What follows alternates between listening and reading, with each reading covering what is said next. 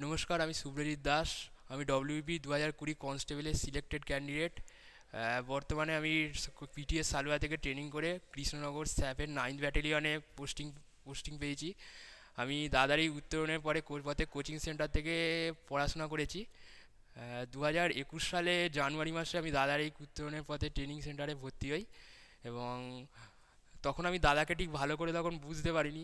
দাদার সঙ্গে ধীরে ধীরে আস্তে আস্তে দাদার ক্লাস করতে করতে দাদার সঙ্গে আমার পরিচিতি গড়ে ওঠে এবং আমি আস্তে আস্তে দাদার ভেতরের আসল মানুষটার সঙ্গে আমার পরিচিতি হয় এবং দাদার ফ্রেন্ডলি ব্যবহার, দাদার এই বন্ধুত্ব সুলভ আচরণ এবং মনের সমস্ত কথা আমি দাদাকে ফ্র্যাঙ্কলি বলতে পারতাম। এবং দাদার যেভাবে ম্যাথস আর জিআই এই দুটো আমাদের দাদা করাতো। দাদা এই ম্যাথসের যে শর্টকাট যে প্রসেসগুলো সেগুলো দাদা এত সুন্দর করে বোঝাতো, সত্যি আমিও অবাক হয়ে যেতাম যে এত যে প্রসেসগুলো আমরা ছোটোবেলা থেকে মানে এত ডেসক্রিপটিভভাবে করেছি, দাদার সেই সমস্ত বড় বড় অঙ্কগুলো 1 থেকে 2 লাইনের মধ্যে দাদা করে দিত। এবং এবং খুব সুন্দরভাবে আমরা এটা শিখতে পারতাম এবং এত সুন্দর বোঝানো, দাদার এই বোঝানোটা আমার খুব ভালো লাগতো।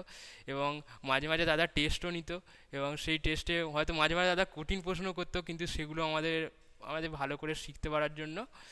এবং সবার মনের সমস্ত কথা, সমস্ত প্রবলেম আমি দাদার সঙ্গে শেয়ার করতাম। আর সৌরেন দা, তারপর আমাদের জিকে পড়াতে কুমারেশ দাও যথেষ্ট হেল্পফুল ছিল। এবং ইংলিশে মুজাফফর স্যার ছিলেন এবং তখন সঞ্চারী ম্যাডামও ছিলেন। খুব সুন্দর করে তারা আমাদের ইংলিশ পড়াতো। ইংলিশের সমস্ত অ্যান্টোনেম, সিনোনেম, তারপর এরর কারেকশন, এগুলো খুব সুন্দর করে বোঝাতেন।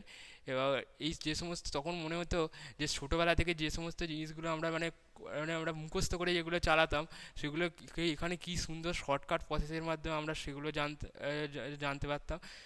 এবং এইভাবে আস্তে আস্তে ধীরে ধীরে আমি সমস্ত রকম পরীক্ষার জন্য দাদা আমাদের তৈরি করতে থাকে। Staff selection commission, SSC, rail, banking, তারপর পুলিশ, ডিফেন্স এবং আরও অন্যান্য ডব্লিউবিসিএস এবং এরকম আরও অনেক পরীক্ষার জন্য আস্তে আস্তে দাদা আমাদের তৈরি করতে থাকে।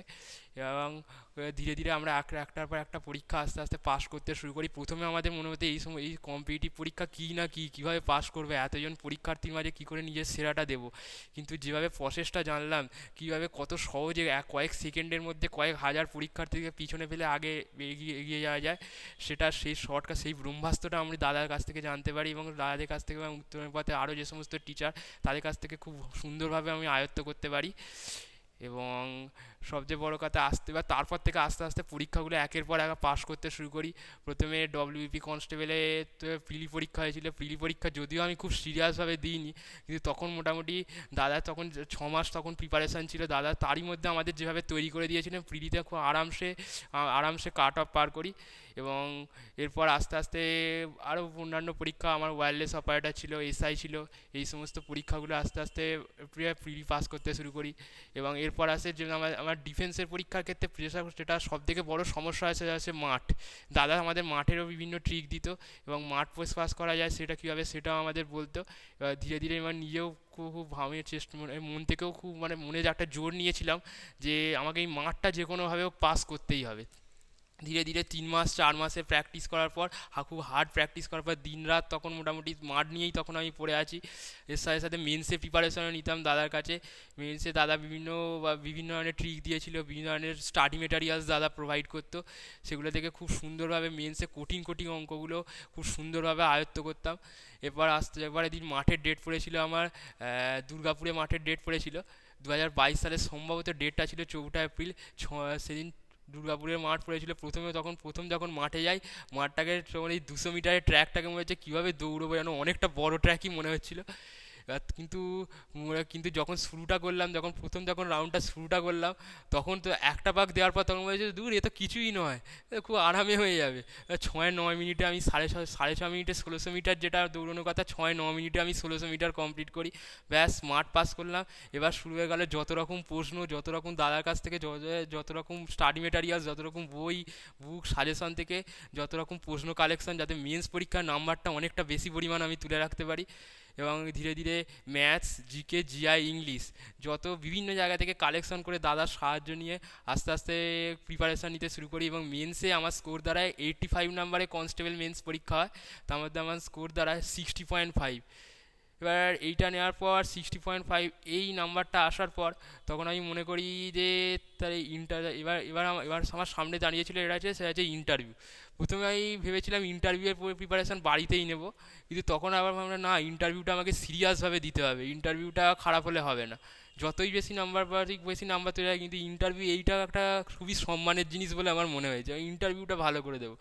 এবার তারপর আমি দাদার কাছে আবার ইন্টারভিউয়ের জন্য প্রিপারেশান, দাদা ইন্টারভিউয়ের ব্যাচ করলে, সেখানে আমি এবং আমার অনেক বন্ধুরা একসঙ্গে ইন্টারভিউয়ের প্রিপারেশান নিতে শুরু করি। ইন্টারভিউয়ে কী করে ইন্টারভিউ দিতে হয়, তার অ্যাটিটিউড কীরকম থাকে, তার বডি ল্যাঙ্গুয়েজ কী করে থাকে, এগুলো দাদা আমাদের খুব সুন্দরভাবে শেখায়। এবং ইন্টারভিউয়ে কী ধরনের প্রশ্ন করা হয়, কী করে সমস্ত রকমের মানে সামনে যে প্রশ্ন করছে তাতে কী করে তার ঘাবড়ে যাওয়া প্রশ্নগুলো কী করে এড়ানো যায়, সেই সমস্ত টেকনিকগুলো খুব সুন্দরভাবে দাদা আমাকে বলে। এবং ধীরে ধীরে ইন্টারভিউয়ের জন্য নিজেকে প্রিপেয়ার করি। ইন্টারভিউয়ের জন্য বডি ল্যাঙ্গুয়েজ, ইন্টারভিউয়ের জন্য কী করে কঠিন প্রশ্নের মুখোমুখি হওয়া, এগুলো আস্তে আস্তে আয়ত্ত হয়। এবং সম্ভবত 2022 সালে 16ই সেপ্টেম্বর আমার ইন্টারভিউ পড়ে, সেই দুর্গাপুরেই পড়ে। যথারীতি ইন্টারভিউ দিয়ে আসার পর, যদিও ইন্টারভিউ আমার মিডিয়াম হয়েছিল, খুব ভালো হয়নি, কিন্তু আমার এটুকু আশা ছিল যে মোটামুটি যা আমার ইন্টারভিউ যা মোটামুটি দিয়েছি আর মেন্সের যা স্কোর ছিল আমার হয়ে যাবে মোটামুটি। এবার খুবই আশায় থাকতে থাকি যে এক্ষুনি এই রেজাল্ট বেরোবে, কিন্তু মাঝখানে একটি আইনি জটিলতার জন্য বেশ কিছু মাস রেজাল্টটা মানে ফাইনাল প্যানেলটা তখন বের হয়নি। এবার তার মাঝখানে আবার পাজেল হয়ে যাচ্ছিলাম, কী হবে, এত সুন্দর করে পরীক্ষাটা দিলাম, কিন্তু রেজাল্ট বেরোচ্ছে না। তখন আবার আমি দাদার কাছে আসি, কারণ দাদার কাছে আসি অন্য যে সমস্ত ক্লার্কশিপ, এসএসসি বা রেল যে সমস্ত প্রিপারেশান, সেইগুলো আবার নেব বলে। এবার তার মধ্যে প্রিপারেশান নিতে থাকি, এবং এর মাঝে মাঝে আমার আরও একটি পরীক্ষা ছিল, ওয়্যারলেস অপারেটর। সেই পরীক্ষাটাও আমি দাদার কাছে পড়ে প্রিলিটা পাস করে যাই। তারও মাঠ ছিল 3 মিনিটে 800 মিটার, খুব সুন্দরভাবে সেই মাঠও পাস করি। মেন্সও খুব ভালো হয়, কিন্তু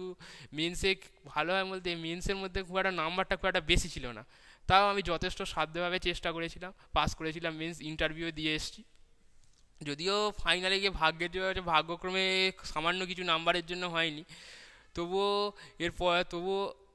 তবুও আমি আশা ছিলাম যে যাই হোক একটা চাকরি তো অন্তত আমার হয়ে যাবে, ব্যাস। তারপর আস্তে আস্তে ওয়্যারলেস অপারেটরে যখন ইন্টারভিউ দিয়ে আসি, তারপর আস্তে আস্তে আরও যে সমস্ত পরীক্ষাগুলো থাকে, স্টাফ সিলেকশন কমিশনের দিকে যখন রেজাল্ট বেরোচ্ছিল না, আমি স্টাফ সিলেকশন কমিশনের বাকি পরীক্ষাগুলোর দিকে ফোকাস করতে থাকি।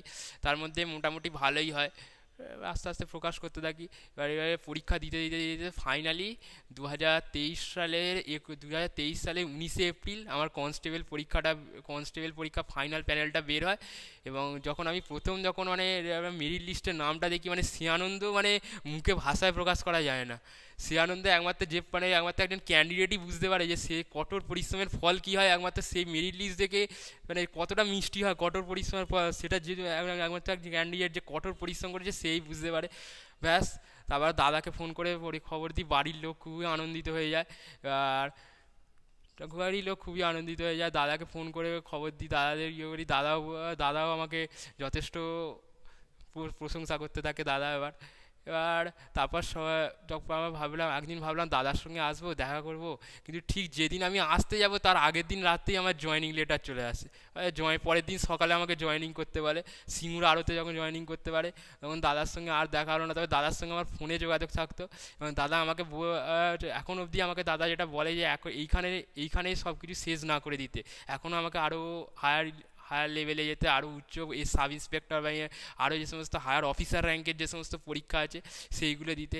এছাড়াও যে সমস্ত ক্লার্কশিপের পরীক্ষা যেগুলো নতুন নিউ ভ্যাকেন্সি বেরোবে, সেগুলো আমাকে বলে সেগুলো ভালো করে দিতে। কারণ দাদা আমাকে একটা জিনিস বলে যে তোর যা যোগ্যতা, তুই এই পোস্টে থাকার মতো তোর যোগ্যতা নেই, এই পোস্টে থাকার যোগ্যতা